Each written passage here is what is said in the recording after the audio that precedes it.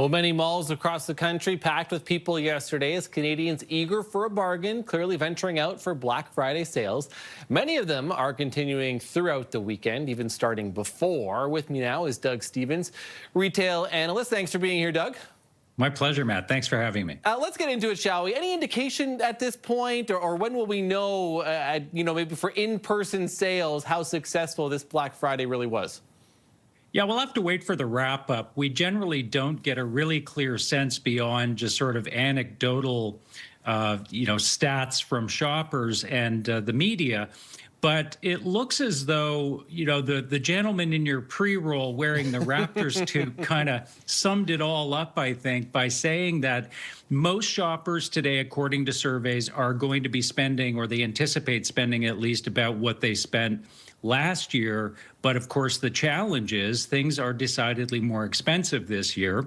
And so shoppers are really on the hunt for bargains. A recent survey by the Retail Council of Canada indicated that about 85% of shoppers say that they are going to be really looking out for promotions before they free up those dollars. Right, and that's the thing too. People are keeping a close eye on their budgets, on their bottom line.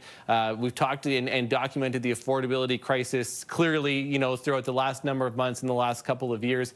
For you though too, Black Friday has changed, right? It's now, the sales leading up to Black Friday, and then we see them continue right throughout the weekend. So I feel like it's harder to get a take about how many people are actually buying, maybe on the one day or the few days in particular.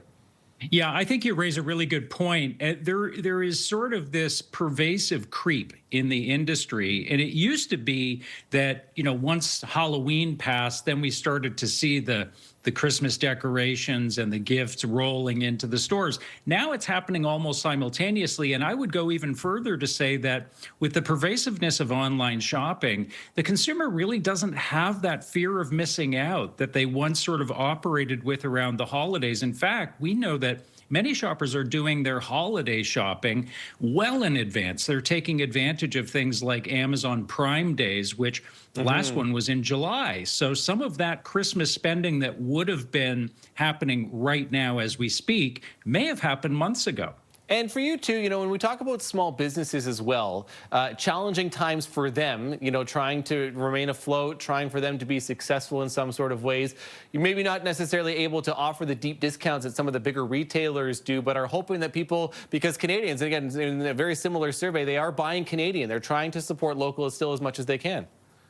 Yes. As a matter of fact, I was on a phone-in show yesterday that was sort of a gauge of the Ontario market, and a lot of the people that were calling in were saying exactly that. They are basically eschewing the large American retailers, both online and offline, in favor of trying to do things locally.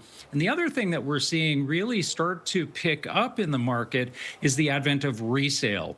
Resale is really coming on strong because shoppers feel that, I can spend and I can save money, but at the same time, I'm also saving a lot of things from going to a landfill site, so they can feel good about that. I know all about that, Doug. My wife loves the resale market for many different things. Doug Stevens, retail analyst. Appreciate this today, Doug. Thanks.